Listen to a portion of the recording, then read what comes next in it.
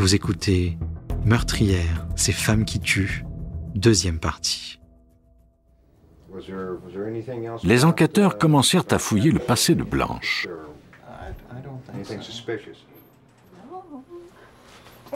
Elle avait travaillé dans une épicerie dont Raymond Reed, son petit ami précédent, était le gérant. Ils vivaient ensemble depuis 15 ans lorsque les médecins avaient diagnostiqué qu'il souffrait du syndrome de Guillain-Barré, une maladie nerveuse dégénérative qui s'attaque à la moelle épinière. La maladie commence par une sensation d'engourdissement et peut conduire à la paralysie et parfois même à la mort. Malheureusement, il arrive souvent que les médecins ne détectent pas un empoisonnement à l'arsenic car les symptômes s'apparentent à ceux de cette maladie. Les détectives réquisitionnèrent le dossier médical de Reed afin de vérifier cette hypothèse. Ils recueillirent également un échantillon des cheveux du révérend Moore afin de découvrir depuis combien de temps il était victime d'empoisonnement. Les cheveux nous aident à évaluer depuis combien de temps quelqu'un est empoisonné à l'arsenic. John Boots, médecin légiste. Parce que s'il y a de l'arsenic dans le sang de quelqu'un, il y en aura dans la racine de ses cheveux. Blanche était au courant de ce fait et elle tenta de faire couper les cheveux de son mari avant que la police ne le fasse. Mais quand elle arriva à l'hôpital avec son frère pour procéder à la coupe de cheveux, il était trop tard. Les enquêteurs avaient déjà recueilli l'échantillon dont ils avaient besoin. L'examen révéla que les cheveux du révérend Moore contenaient de l'arsenic, du follicule jusqu'à la pointe, ce qui signifiait qu'on lui avait fait absorber le poison de façon régulière. On lui avait également administré une dose massive du poison 7 et 8 mois plus tôt, soit en novembre et en décembre 1989. Il avait été hospitalisé, mais les docteurs n'avaient pas détecté l'arsenic. Il n'en allait pas de même pour Raymond Reed. Lorsque son dossier médical arriva dans les mains des experts, ils firent une découverte stupéfiante. Il était mort à cause de la négligence d'un employé de l'hôpital. Pendant son hospitalisation, les médecins avaient demandé qu'on procède à l'analyse de métaux lourds dans son organisme. Malheureusement, les résultats avaient été égarés pendant un certain temps sous une montagne de paperasse. Entre-temps, Reed était décédé. Ce n'est que 3 ans plus tard, alors que les détectives fouillaient le passé de Blanche Moore, qu'ils avaient finalement eu accès à ces résultats. Raymond Reed avait été empoisonné. Les bons petits plats de Blanche semblaient contenir des ingrédients particuliers.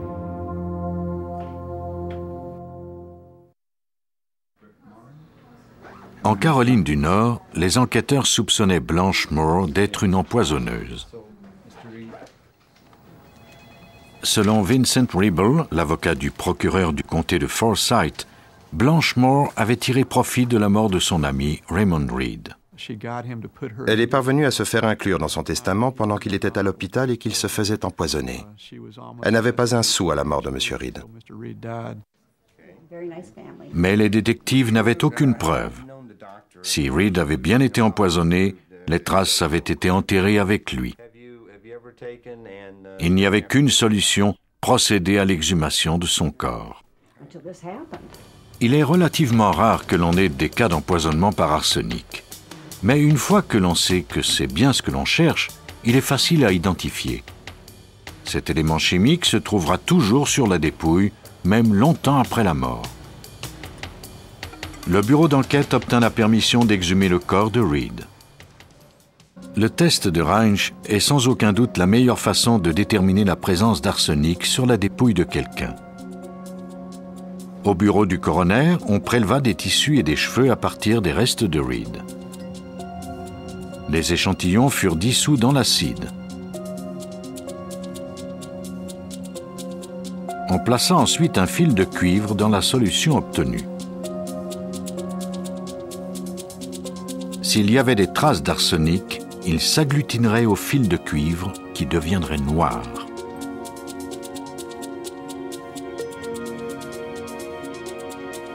L'analyse était positive. Les cheveux de Reed révélaient qu'on lui avait administré le poison pendant les 6 mois qui avaient précédé sa mort. Des analyses subséquentes confirmèrent cette hypothèse. Nous avons mesuré la quantité d'arsenic dans ses tissus et nous avons constaté qu'il y en avait une forte concentration et qu'on pouvait présumer que cela lui avait été fatal. 2 hommes avaient été victimes d'empoisonnement et l'un d'eux était décédé. Le seul lien entre les 2 victimes était Blanche Moore. Pour les amis de Blanche, il s'agissait là d'une coïncidence fâcheuse. Pour les détectives, cependant, il était incroyable qu'elle ait échappé à la justice pendant si longtemps. Après la mort de Reed, Blanche avait hérité de la somme de 80 000 $. Et Reed n'était peut-être pas sa première victime. Les enquêteurs apprirent que 13 ans avant la maladie de ce dernier, son premier mari, James Taylor, était également mort des suites d'une longue maladie mystérieuse. Blanche semblait croire qu'elle pouvait toucher le cœur d'un homme et surtout mettre la main sur son argent en lui mitonnant des petits plats mortels.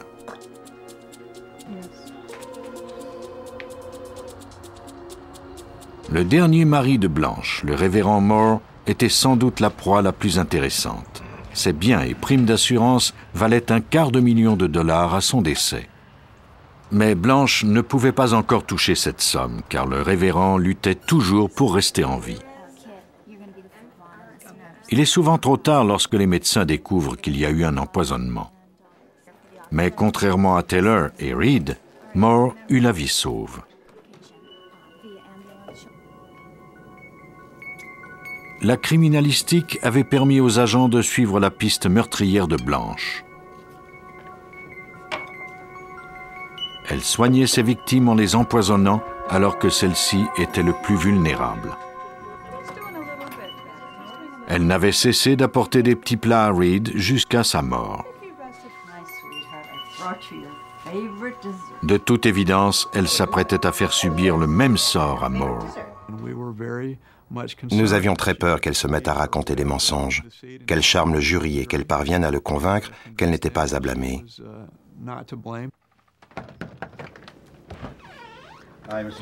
Blanche Moore fut arrêtée pour les meurtres de James Taylor et Raymond Reed, mais nia sa culpabilité.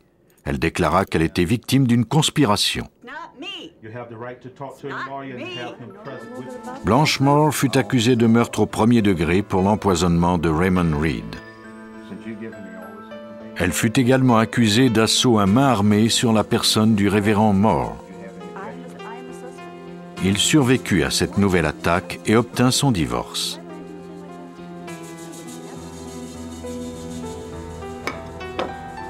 Blanche Moore eut droit en quelque sorte au même sort que ses victimes. Le juge la condamna à la peine de mort de son choix, l'empoisonnement au gaz ou par injection. Elle ne fut pas accusée du meurtre de son premier mari, James Taylor, parce qu'elle avait déjà été condamnée à mort.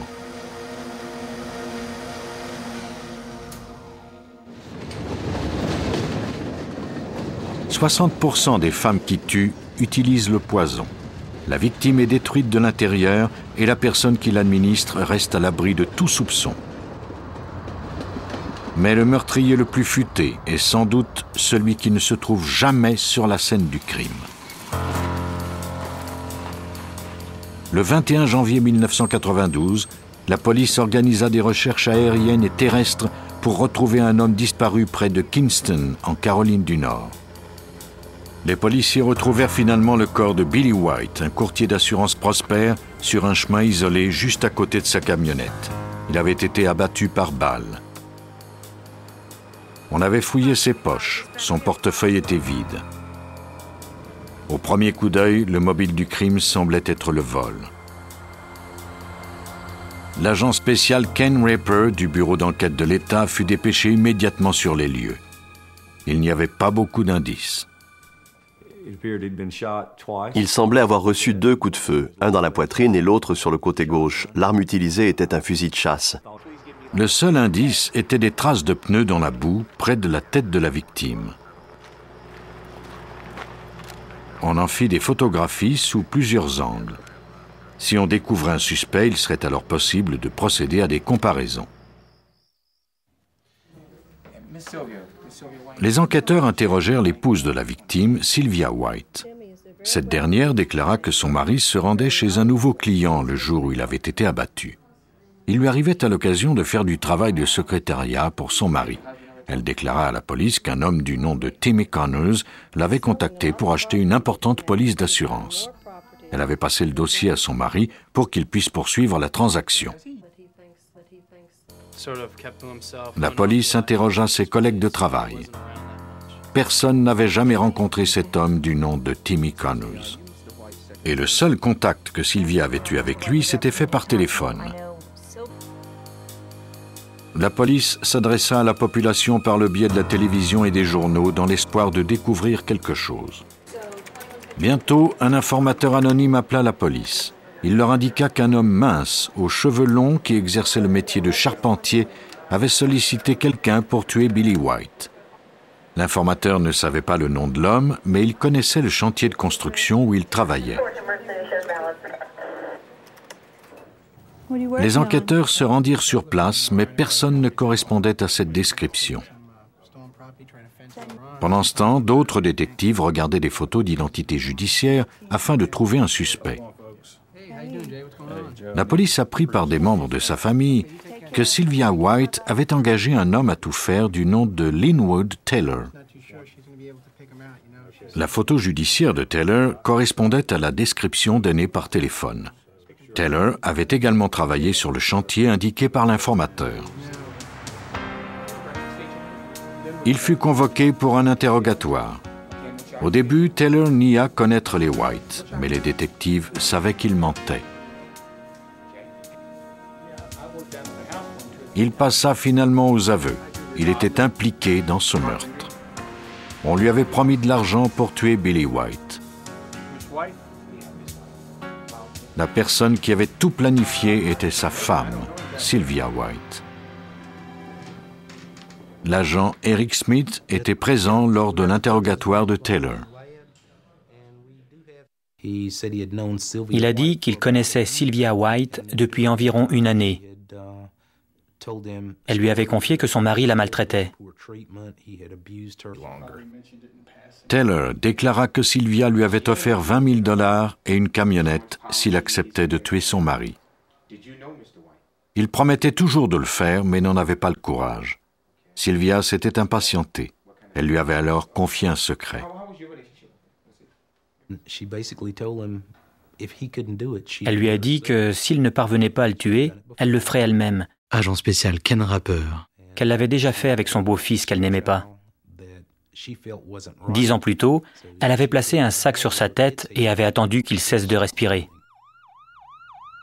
On avait attribué la mort du beau-fils de Sylvia à un accident. Si les allégations de Taylor au sujet de Sylvia étaient vraies, cela signifiait que cette veuve éplorée était en fait une femme cruelle que rien n'arrêtait. Mais il faudrait d'abord démontrer qu'elle était impliquée dans ces meurtres.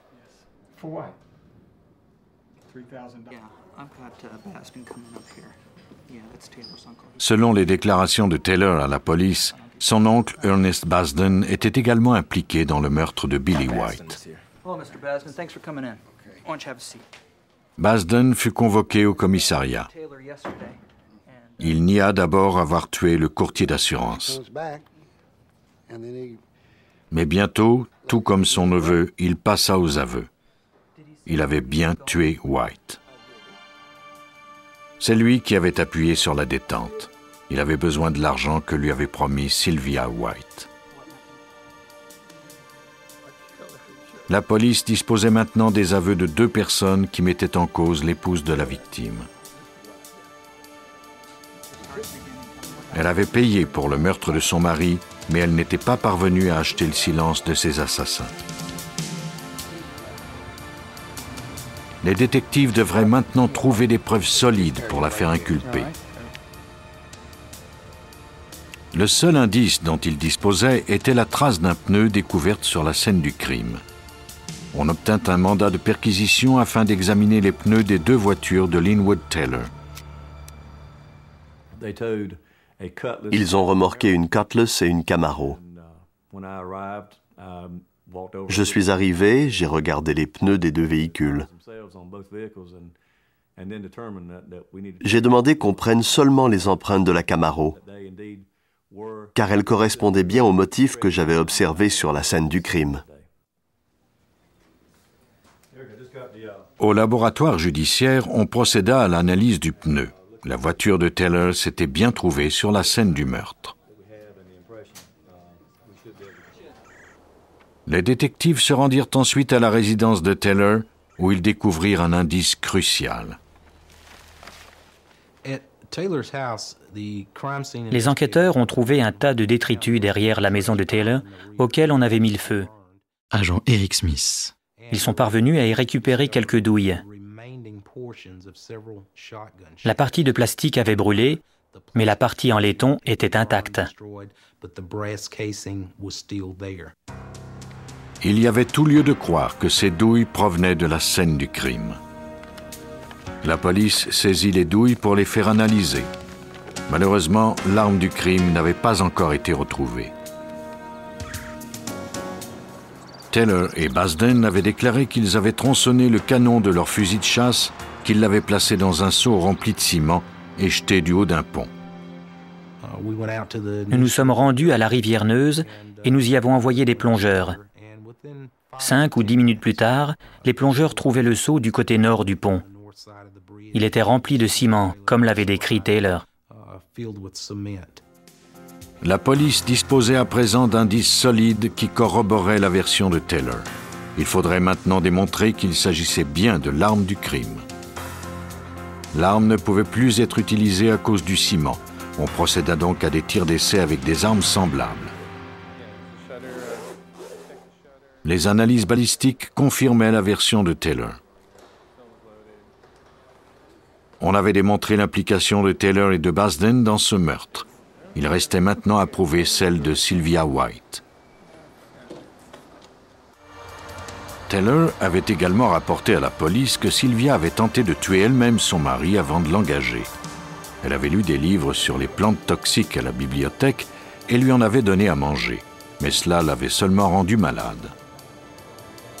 Les détectives savaient que s'ils parvenaient à établir un lien entre les livres sur les poisons et Sylvia, ils pourraient convaincre le jury qu'elle avait prémédité le meurtre de son mari. Ils se rendirent à la bibliothèque locale et examinèrent plusieurs livres sur les plantes toxiques. Une page d'un de ces livres avait été arrachée. L'index indiquait que la page manquante décrivait 2 sortes de ciguës communes dans la région, la ciguë d'Europe et la carotte à Moreau. L'agent Smith fit analyser le livre à la recherche d'empreintes digitales. Je lui ai dit qu'il y avait 50% des chances que cela fonctionne. C'était très important de relier Mme White à ce meurtre. Il a pris le livre et l'a envoyé au laboratoire. On découvrit l'empreinte d'une paume de main à côté des pages manquantes. L'analyse démontra que l'empreinte était celle de Sylvia White. Toutes ces preuves impliquaient Sylvia White dans la mort de son mari. Grâce aux analyses judiciaires, le complot avait pu être démasqué. Basden avait déclaré que son neveu Linwood Taylor lui avait parlé du meurtre lors d'une fête en octobre l'année précédente. L'offre n'avait pas intéressé Basden au début, mais il avait ensuite eu de graves difficultés financières.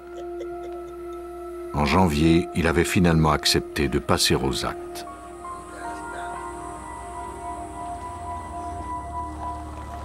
Taylor s'était fait passer pour un certain Tim Connors et avait établi un contact téléphonique avec Billy White. Il savait que ce dernier se rendrait n'importe où pour conclure une vente. Basden l'attendait pour le tuer.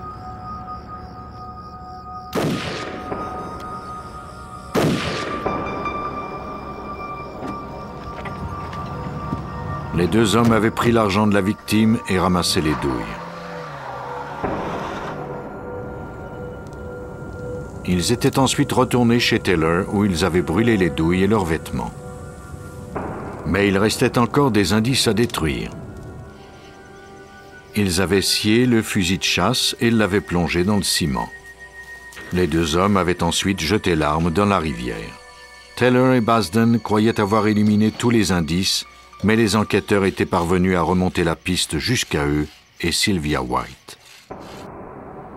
La poursuite disposait maintenant de preuves solides, mais il était encore possible que Sylvia White ne soit pas inculpée de meurtre.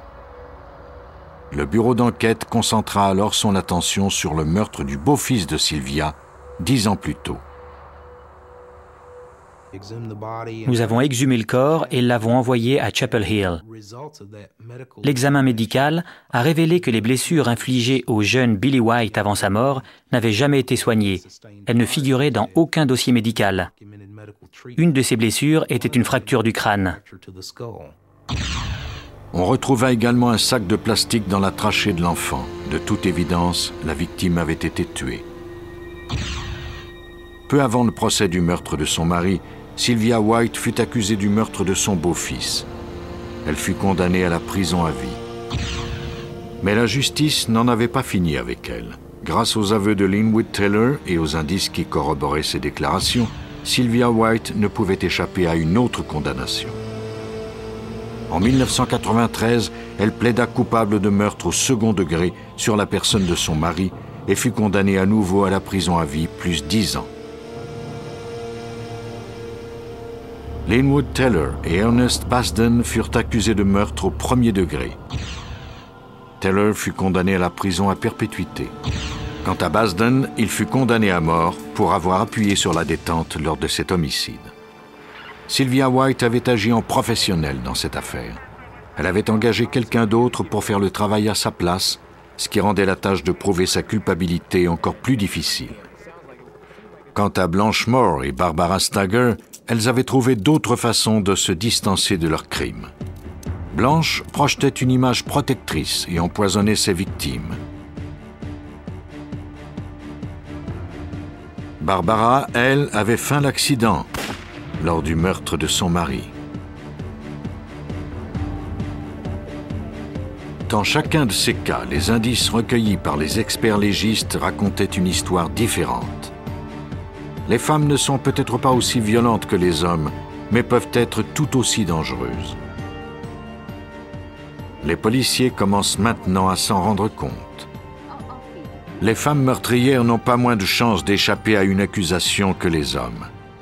Les experts de la criminalistique sont résolus à outrepasser les vieux clichés pour découvrir la vérité et faire juger ces femmes qui tuent.